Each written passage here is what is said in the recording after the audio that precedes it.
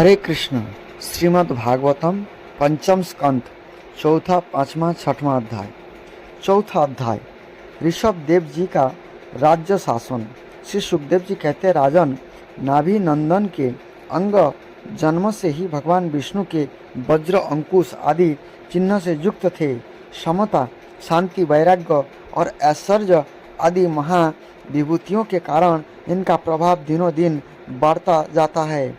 यह देखकर मंत्री आदि प्रकृति वर्ग, प्रजा, ब्राह्मण और देवताओं की यह उत्कट अभिलाषा होने लगी कि ये ही पृथ्वी का शासन करे। उनके सुंदर और सुडौल शरीर, विपुल कीर्ति, तेज, बल, ऐश्वर्य, जौश, पराक्रम और शूरवीरता आदि गुणों के कारण महाराज नाभि ने उनका नाम ऋषभ श्रेष्ठ रखा। ऋषभ मतलब श्रेष्ठ रखा। एक बार भगवान इंद्र ने ईर्षावश उनके राज्य में वर्षा नहीं की। तब जोगेश्वर भगवान ऋषभ ने इंद्र की मूर्खता पर हंसते हुए अपनी जोग माया के प्रभाव से अपने वर्ष अजनाभ खंड में खूब जल बरसाया।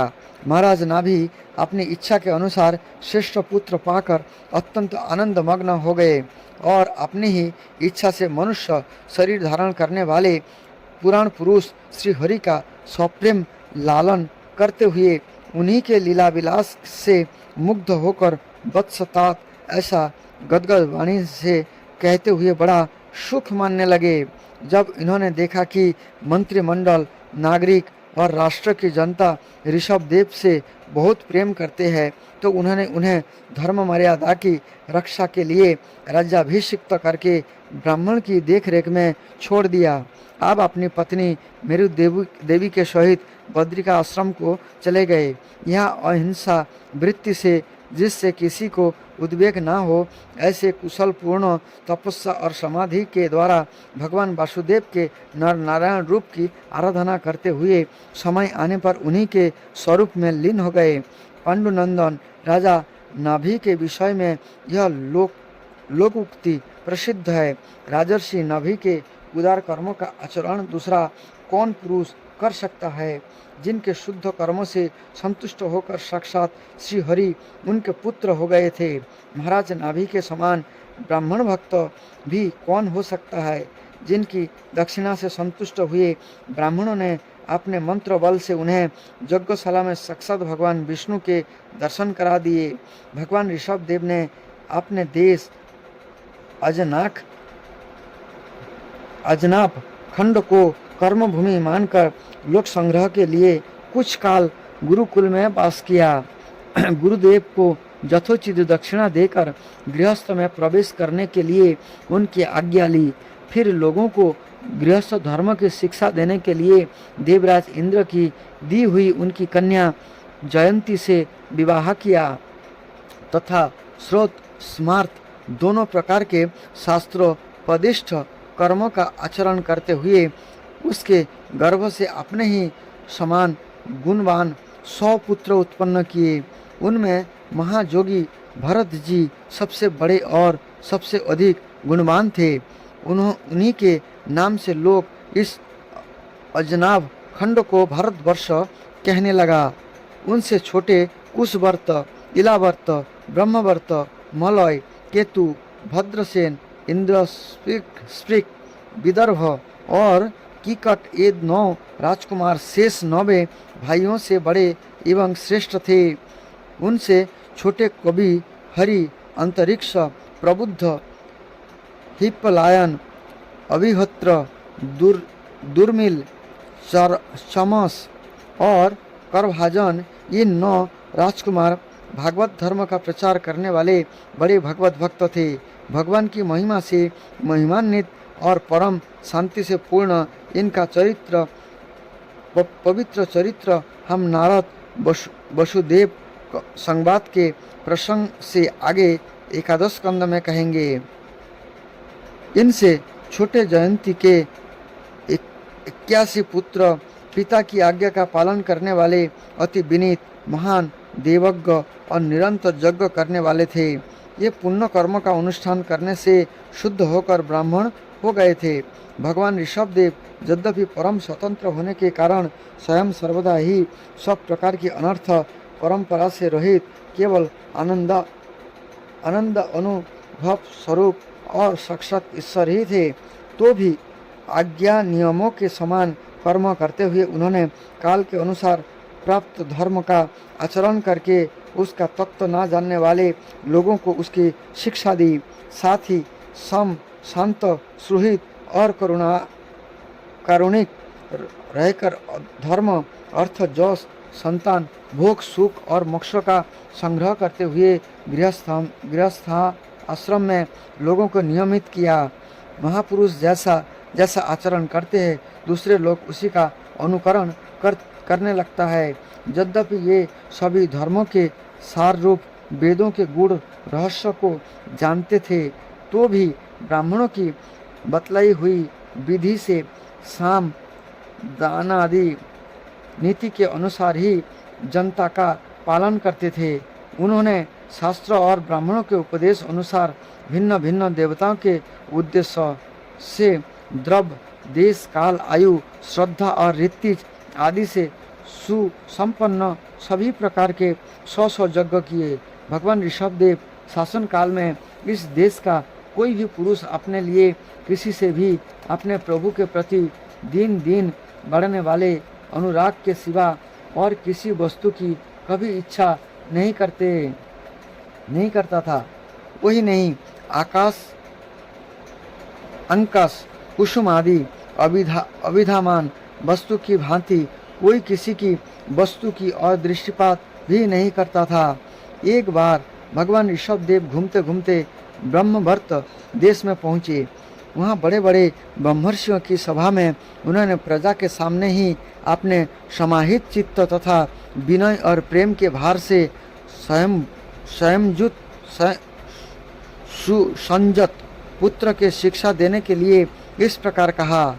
5वां अध्याय, ऋषभ जी का अपने पुत्र को उपदेश देना और स्वयं अवधूत वृत्ति ग्रहण करना। ऋषभ जी ने कहा, पुत्र, इस मृत्यु लोक में यह मनुष्य शरीर दुखमय विषय भोग प्राप्त करने के लिए ही नहीं है। ये भोग तो विष्ठाभोजी शुकर, कुकर आदि को भी मिलते ही है। इस शरीर से दिव्य तप ही करना चाहिए जिससे अंतःकरण शुद्ध हो, क्योंकि इसी से अनंत ब्रह्मानंदन की प्राप्ति होती है। शास्त्रों में महापुरुषों की सेवा के मुक्ति का और स्त्री संगी कामियों के संग को नरक का द्वार बताया है।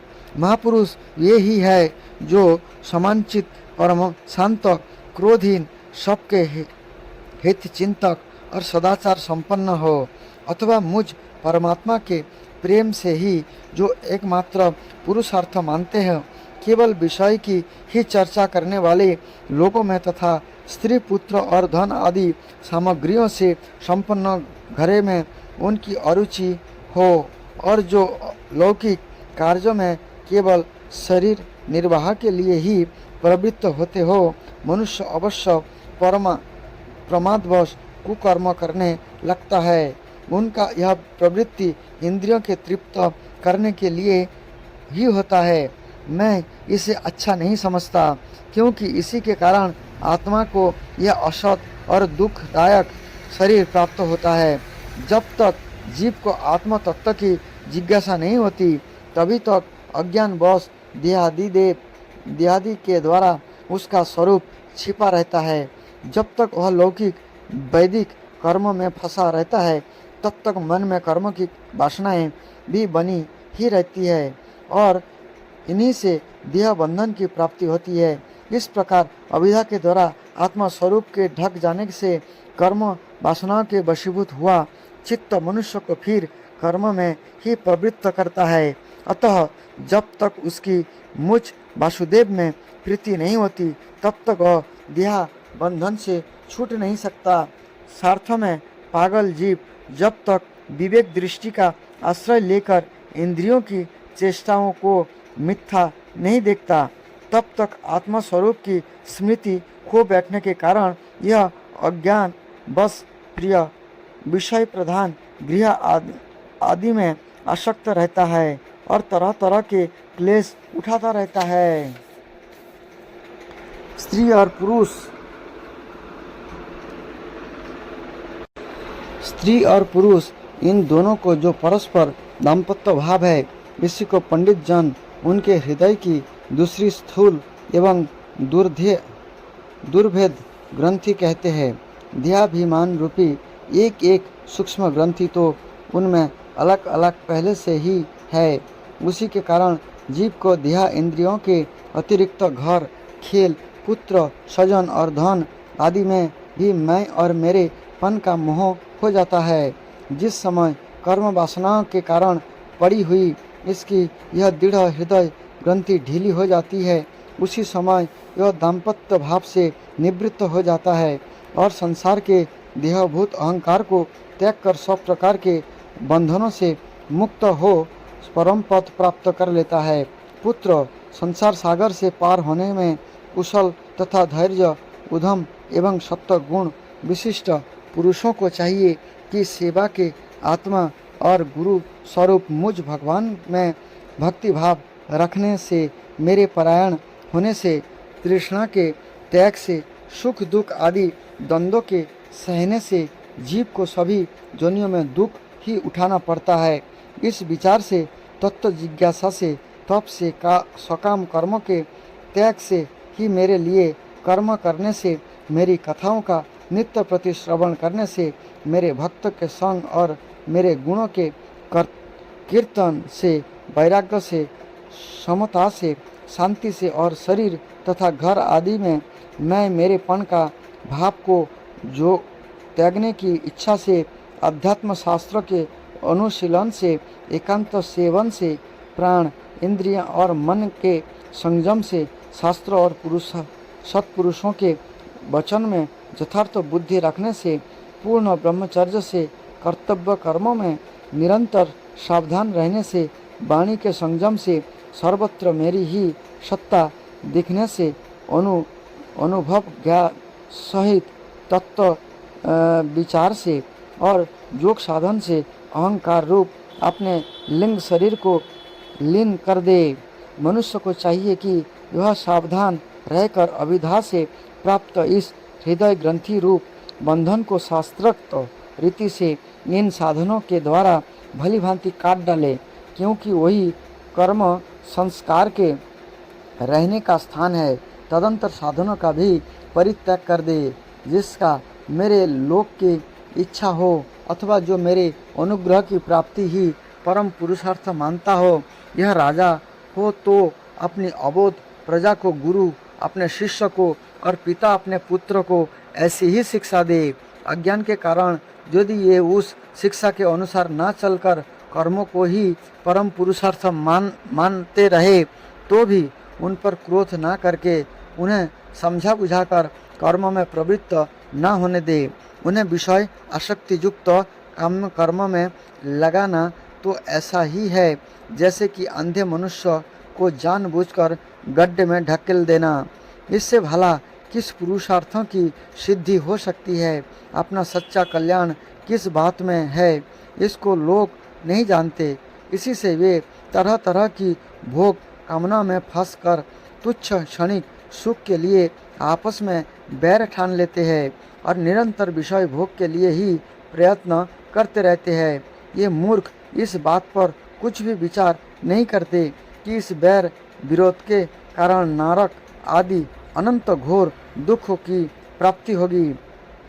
गड्ढे में गिरने के लिए उल्टे रास्ते में जाते हुए मनुष्य को जैसे आँख वाला पुरुष इधर नहीं जाने देता, ऐसे ही अज्ञानी मनुष्य को अभिधा में फंसकर दुखों की आते जाते देखकर कौन ऐसा दयालु और अज्ञानी पुरुष होगा जो जानबूझकर भी उसे उसी राह पर जाने दे या जाने के लिए प्रेरणा करे।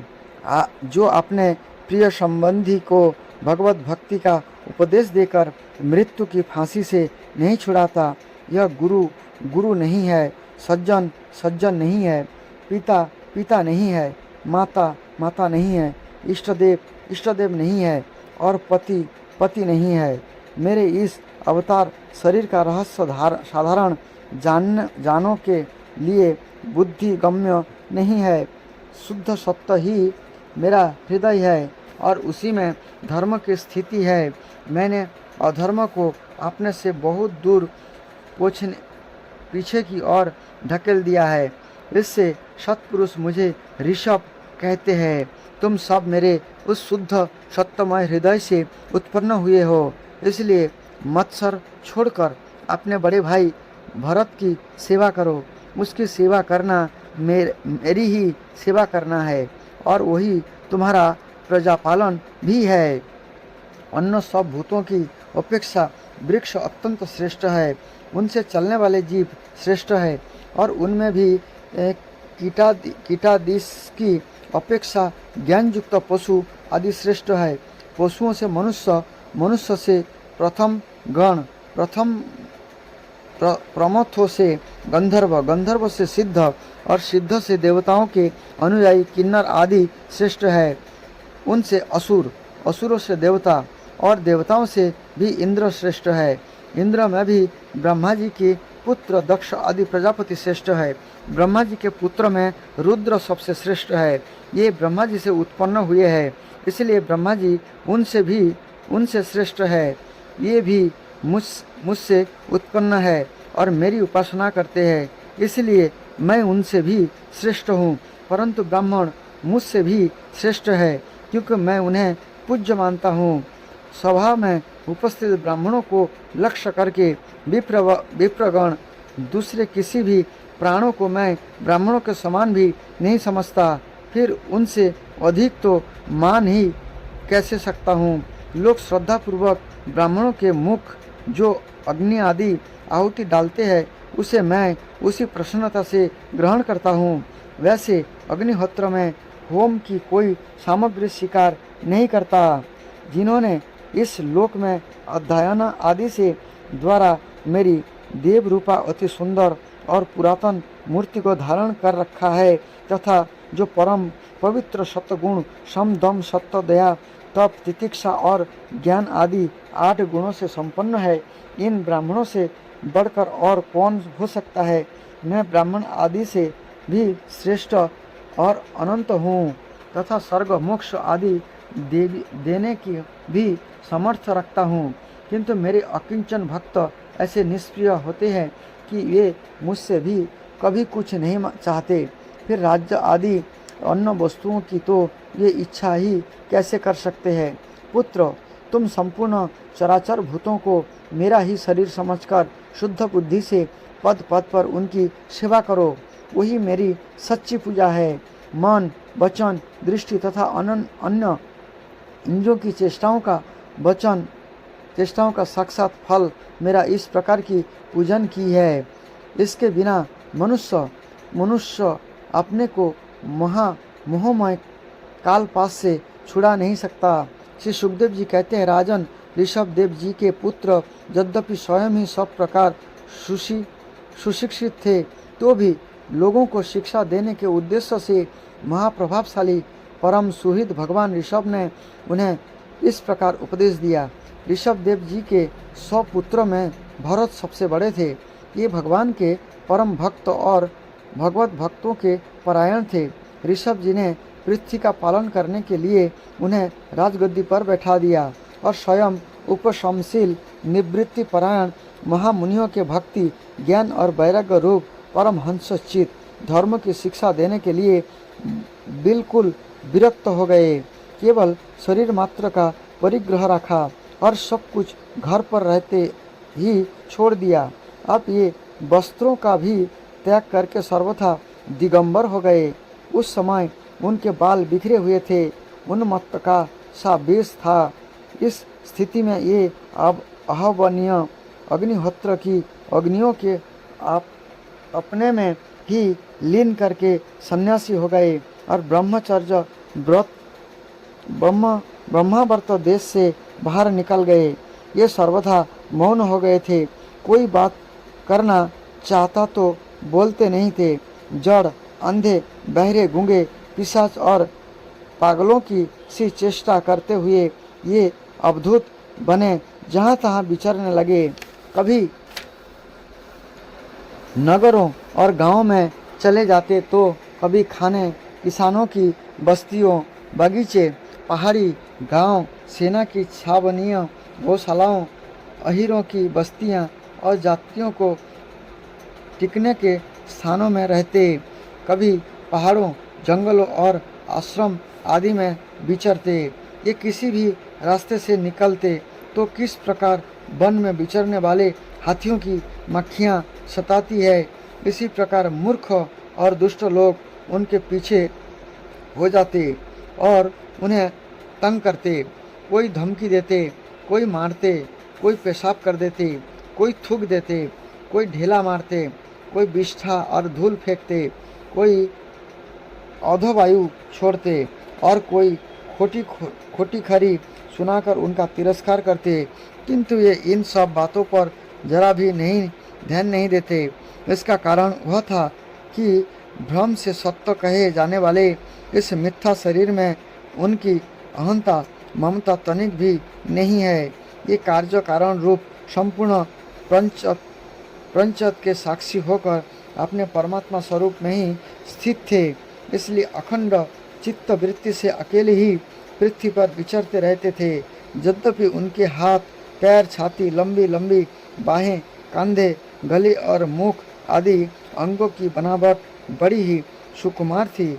उनका स्वभाव से ही सुंदर मुख स्वाभाविक मधुर मुस्कान से और भी मनोहर जान पड़ता था। विशाल एवं कुछ लाली लिए हुए थे। उनकी पुतलियां शीतल एवं संतप्त हारिणी थी। उन नेत्र के कारण ये बड़े मनोहर जान पड़ते थे।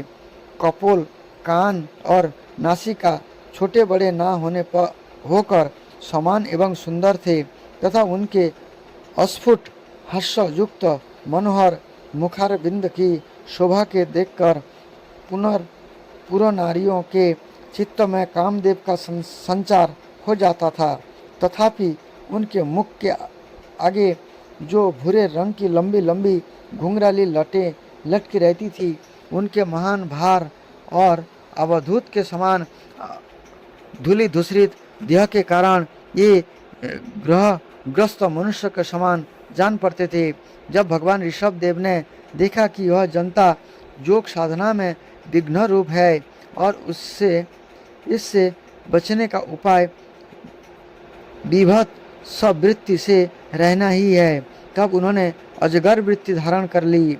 ये लेटे खाने पीने, चबाने और मल मूत्र त्याग करने लगे।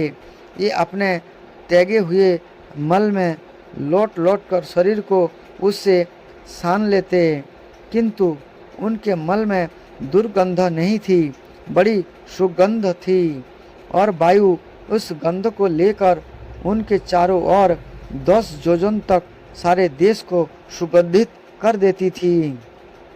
इसी प्रकार गौ, मृग और काक आदि की वृत्तियों को शिकार कर ये उन्हीं के समान कभी चलते हुए, कभी खड़े खड़े, कभी बैठे हुए और कभी लेटे लेटे ही खाने पीने और मल मूत्र का त्याग करने लगते थे। परीक्षित, परमहंस को त्याग के आशीर्वाद की शिक्षा देने के लिए इस प्रकार मोक्षपति भगवान ऋषभ देव ने कई तरह की योग चर्चाओं का आचरण किया। ये निरंतर सर्वश्रेष्ठ महान आनंद का अनुभव करते रहते थे। उनकी दृष्टि में निरुपाधिक रूप से संपूर्ण प्राणियों को आत्मा प्रकार का भेद नहीं था। इसलिए उनके सभी पुरुषार्थ पूर्ण हो चुके थे।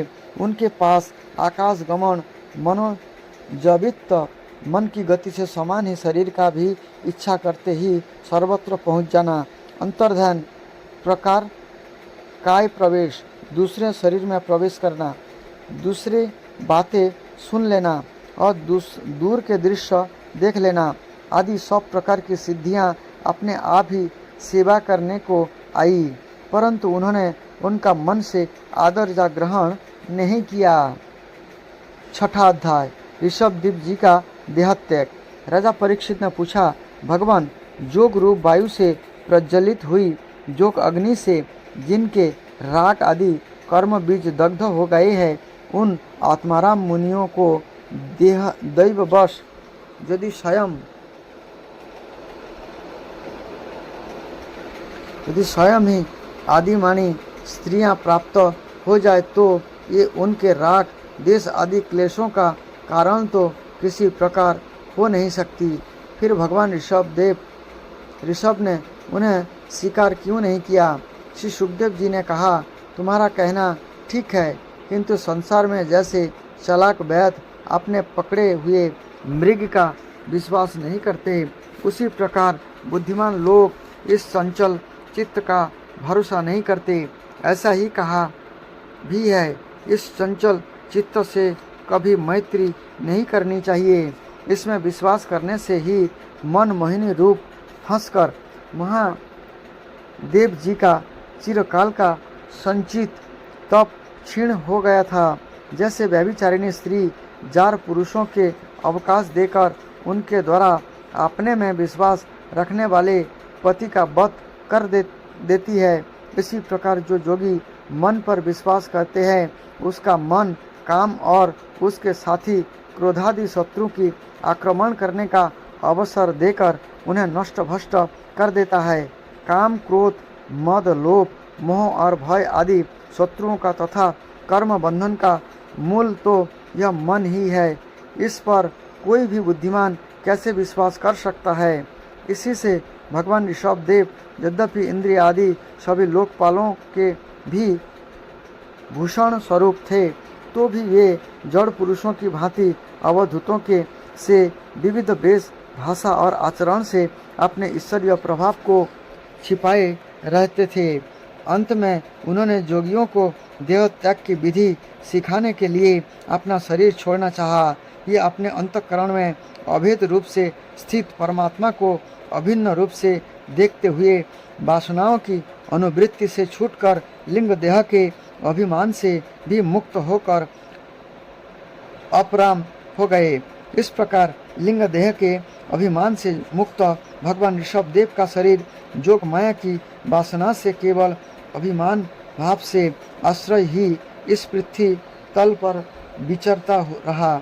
यह दैववश कोक, बेंग और दक्षिणा आदि कुटक कर्नाटक के देश में गए और मुंह में पत्थर का टुकड़ा डाले तथा बाल बिखरे उन्मत्त के समान दिगंबर रूप से कोटू चालक के वन में घूमने लगा। इसी समय झंझावत से एक झोरे हुए बांस की संघर्षण से प्रबल दावाग्नि धधक उठी और उसने सारे वन को अपनी लाल लाल लपेटों में लेकर ऋषभदेव जी के सहित भस्म कर दिया। राजन, जिस समय कलि युग में अधर्म की बुद्धि होगी, उस समय कोक, बैंग और कुटक देश का मंदमती राजा अरहत वहाँ के लोगों से ऋषभदेव जी के आश्रमास्थित आचरण का वृत्तांत सुनकर तथा स्वयं उसे ग्रहण कर लोगों के पूर्व संचित पाप फल रूप होनहार के वशीभूत हो भयभीत स्वधर्म पथ का परित्याग करके अपने बुद्धि से अनुचित और अखंड पूर्ण कुमार्ग का प्रचार करेगा। इससे कल युग में देव माया से मोहित अनेकों अधम मनुष्य अपने शास्त्र विहित शौच और आचरण को छोड़ बैठेंगे। अधर्म बहुल कलि युग के प्रभाव से बुद्धिहीन हो जाने के कारण ये स्नान ना करना, आचमन ना करना, अशुद्ध रहना, केश नुचवाना आदि ईश्वर का तिरस्कार करने वाले पाखंड धर्म को माने ढंग से स्वीकार करेंगे और प्राय वेद, ब्राह्मण एवं भगवान यज्ञ पुरुष की निंदा करने लगेंगे। ये अपने इस नवीन आदि दैव अवैदिक स्वेच्छाकृत प्रवृत्ति में अंध परंपरा से विश्वास करके मत वाले होने के कारण स्वयं ही घोर नरक में गिरेंगे। भगवान का यह अवतार रजोगुण से भरे हुए लोगों को मोक्ष मार्ग की शिक्षा देने के लिए ही हुआ था। इसके गुणों का वर्णन करते हुए लोग इन वाक्यों को कहा करते हैं। वह 7 समुद्र वाली पृथ्वी के समस्त द्वीप और वर्षों में यह भारतवर्ष ही बड़ी ही पुण्य भूमि है, क्योंकि यहाँ के लोग श्रीहरि के मंगलमय अवतार चरित्र का गान करते हैं। वह महाराज प्रियव्रत का वंश बड़ा ही उज्जवल एवं सुजसपूर्ण है, जिसमें पुराण पुरुष श्री आदि नारायण ने ऋषभ अवतार लेकर मोक्ष की प्राप्ति करने वाले परमहंस धर्म का आचरण किया। यह इन जन्मरहित भगवान ऋषभ देव के मार्ग पर कोई दूसरा जोगी मन में भी कैसा चल सकता है, क्योंकि जोगी लोग जिन योग सिद्धियों के लिए लालायित होकर निरंतर प्रयत्न करते रहते हैं, उन्हें इन्हीं ने अपने आप प्राप्त होने पर भी असत समझकर त्याग दिया था। राजन, इस प्रकार संपूर्ण वेद, लोक, देवता, ब्राह्मण और गौओं के परम गुरु भगवान ऋषभ देव का यह विशुद्ध चरित्र मैंने तुम्हें सुनाया। यह मनुष्य के समस्त पापों को नाश करने वाला है। जो मनुष्य इस परम मंगलमय पवित्र चरित्र को एकाग्र चित्त से श्रद्धापूर्वक निरंतर सुनते हैं या सुनाते हैं, इन दोनों को ही भगवान वासुदेव में अनन्य भक्ति हो जाती है। तरह तरह के पापों से पूर्ण सांसारिक तपों से अत्यंत तापे हुए अपने अंतकरण को पंडित जन इस भक्ति सरिता में ही नित्य निरंतर नहलाते रहते हैं। इसके इन्हें जो परम शांति मिलती है, यह इतनी आनंदमयी होती है कि फिर ये लोग सबके सामने अपने ही आप प्राप्त हुए मोक्ष रूप परम पुरुषार्थ का भी आदर नहीं करते। भगवान के निजी जन हो जाने से ही उनके समस्त पुरुषार्थ सिद्ध हो जाते हैं। राजन, भगवान श्री कृष्ण स्वयं पांडव लोगों के और जदुवंशियों के रक्षक, गुरु, इष्टदेव, सुहित और कुलपति थे। यहाँ तक कि वे कभी कभी आज्ञाकारी सेवक भी बन जाते थे। इसी प्रकार भगवान दूसरे भक्तों के भी अनेकों कार्य कर सकते हैं और उन्हें मुक्ति भी दे देते हैं, परंतु मुक्ति से भी बढ़कर जो भक्ति योग है उसे सहज में नहीं देते। निरंतर विषय भोगने की अभिलाषा करने के कारण अपने वास्तविक श्रेय से चिरकाल तक बेसुध हुए लोगों को जिन्होंने करुणावश निर्भय आत्मलोक का उपदेश दिया और जो स्वयं निरंतर अनुभव करने वाले आत्मा स्वरूप की प्राप्ति से सब प्रकार की तृष्णाओं से मुक्त थे, उन भगवान ऋषभ देव को नमस्कार है। हरे कृष्ण।